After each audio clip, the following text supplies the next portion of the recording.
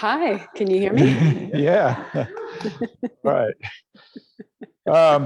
Let me start out with just a couple of remarks, and then we'll talk a little bit. Aras said she'd prefer it to be a conversation rather than an interview, but I'll start the conversation with some questions. I chose the reading today from John for one special reason. There's so many layers in that reading. It's one of my favorite chapters in the Bible, if you want to call it that. But the one exchange between the Samaritan woman and Jesus, where she says, "You're a Jew and you worship in Jerusalem. My family worships here, which is Mount Gerizim in Samaria."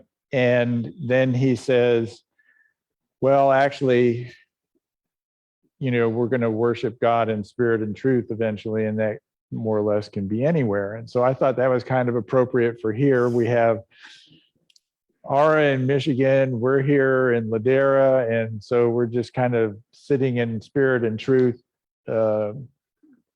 completely, and wanting to have a new way of worship. I don't know if they envisioned Zoom back at that time, but maybe they had remote viewing or something going on. But anyhow, so let me just start with a couple of questions so that people can kind of catch up with who you are, Ara, because everybody in the spiritual growth and transformation group sees you every Tuesday, and then you show up here via Zoom. And for those of you who can remember, Ara did actually come to the sanctuary before she moved to Michigan. So, but can you tell us a little bit about your spiritual heritage so that we can, and by that I mean maybe what it was like for you growing up with maybe the kind of spirituality that was in your family of origin? Sure. Yeah, in fact, I was just kind of looking at a book that my grandma wrote about my grandpa on my dad's side.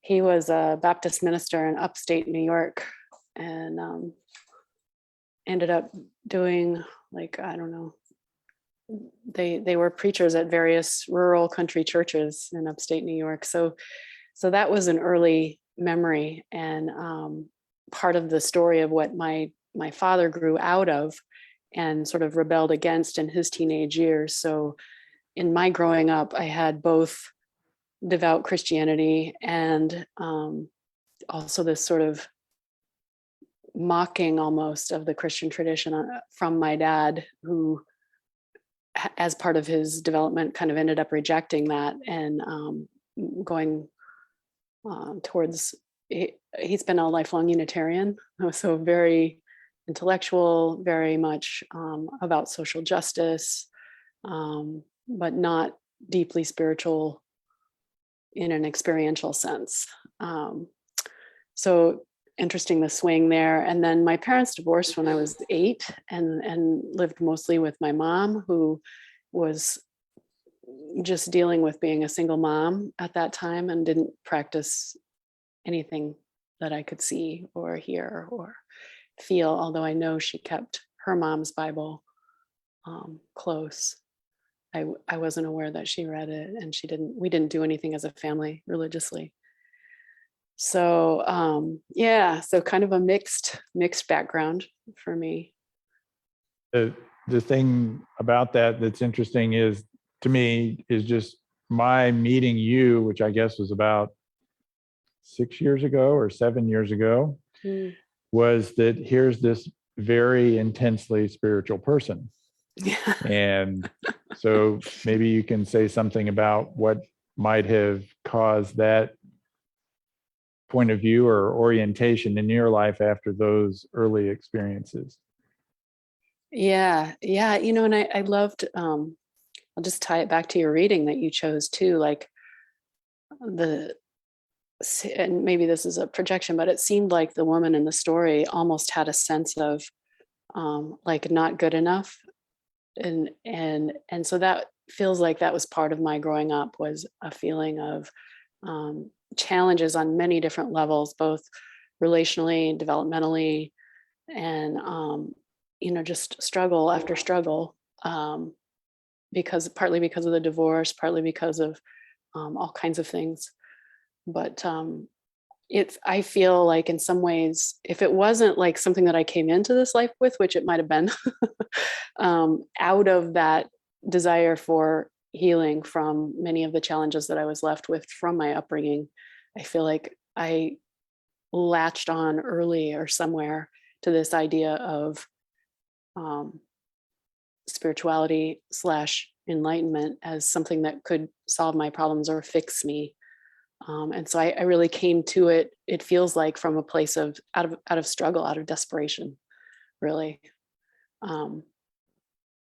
Yeah. So just to like be completely honest, I've heard that there are people that come to religion out of great love and out of a great sense of celebration or connection to God, but that was not my path.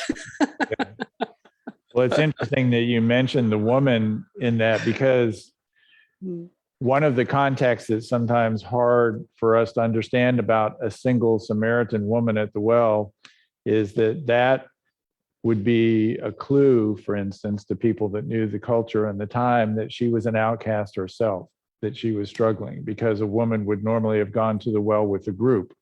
So for her to go there in the middle of the day alone meant that she was kind of marginalized by the people that she was with. And of course, having 5 husbands and the man that she was with not being her husband, kind of it exposes her struggle as it is.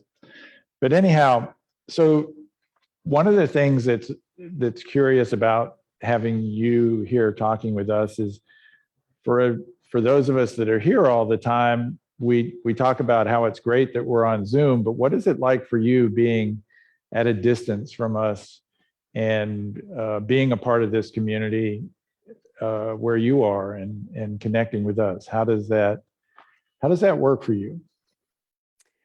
I actually really like it. I was just thinking that last week, and just now, actually, as the choir was singing and the music, like there's so many things, even though I had this sort of filter of like church, blah, there's kind of this bodily comfort in the ritual, in the music, in the gathering of people, and I just really, in particular about Ladera, I really like some of the things, like the ritual of saying every single time, no matter where you are in your journey, you're welcome here. Like I viscerally feel that.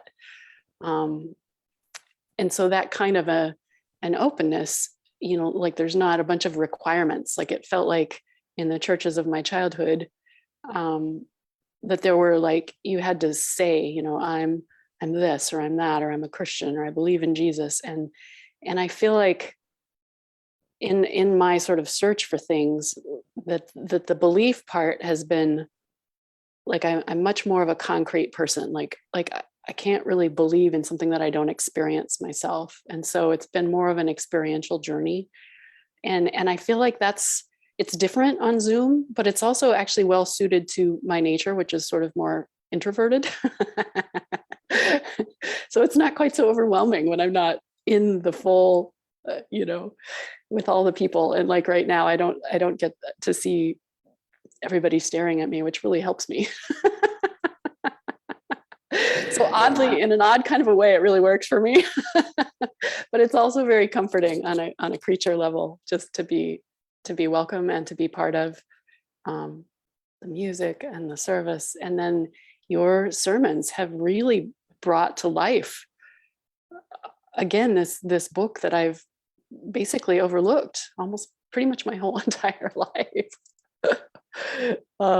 So it's just, in a way, it's like one part of many explorations that I have going on in spirituality. But it's really, really rich. And I so appreciate the presence of Ladera and your presence at Ladera. So. Thank you. One of the things that I always appreciate about you, both in the spiritual growth and transformation group, and then anything that I've ever been a part of, is you tend to get right to the point, meaning the spiritual reality that's happening in the moment, what sort of the way it connects with you inside. And you always bring yourself to everything. So, but we don't always have a chance to say everything. So I thought I wanted to ask you what you hope someone learns about you when they meet you. What is the thing that kind of says, I'm fully present now for you? Hmm. Hmm. I really Questions struggle. ahead of time, so I didn't hit her I cold know. with this. I know. Out of all of the questions, I struggled with this one the most. I thought, I can handle the first three. What do I hope somebody would learn about me? I did have one thing rise up, which was there's part of me that really likes to be seen in my deepest nature, and so I hope that people see something of my light in addition to my struggle. I hope they feel in me the all the things, the all the capacities that we have as humans, like both the challenges and the beauty, and that there's such an openness here for our experience as humans, and such a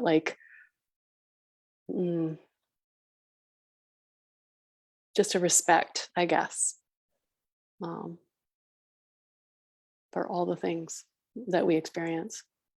So I would hope that they would feel me and see me as non-judgmental and open to who and what they are as well, and desiring of connection. I can get into some really funky things, and there might be some weird things that I do sometimes, but I feel like I'd like people to know that I'm generally harmless and generally kind. Yeah. I know many people that sort of embody these things, but I did want to say to you that opening meditation this morning, I kind of did for you, because I feel like those aspects of the Buddhist practices about purity, I feel like you do all three of those things: the dana, the sila, the bhavana. I've known you to do those things, and I think it comes through in what you say, and the way people experience you. So, but it's fair to ask that question in reverse. What's the question you most want to ask someone you meet?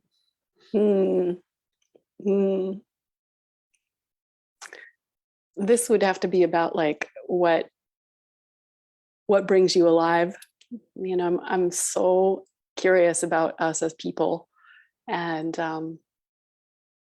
where do you have energy? What sparks your interest? What passion do you have? Or what do you wrestle with? What holds your life energy contained? Any of those things, all of those things. What makes you human? What makes you you?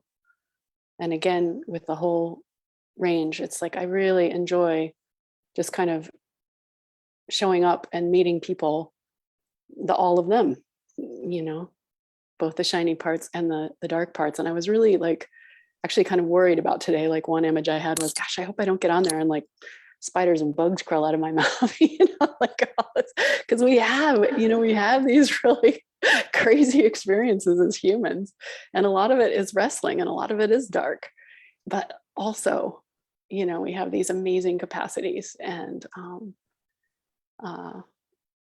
part of that is light and being filled with light and the spirit of Christ, if you want to say it that way, or whatever that is, love. And so I just feel like the whole thing is sacred. There's none of that that's not part of this journey. There's none of that doesn't belong here. We have culturally, we have so many biases and training and all of that sort of limit our social experience, and we want to put on the good face for people, which is great, which is fine. And we're a wholeness, we're humans, right? We have all of this other stuff going on. So I enjoy meeting whole people. Whatever that means to you. Yeah. So that can be a that little was tweaky sometimes for people, but yeah, that's the way I am. yeah. That was all of my questions.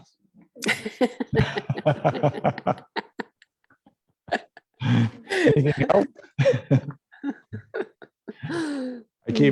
I did give that one look to the screen over there. I've been resisting looking that way because I know that looking straight ahead, you're more likely to experience me, but it's nice knowing in the sanctuary here, it's just you and me up on the screen. So, so people can see, but thank you so much for being willing to go through the technology to get here, but also for such beautiful sharing. And everybody here really appreciates you being a part of this community, even from a distance. And maybe it won't be that long before you can make a visit. Oh, that would be really sweet.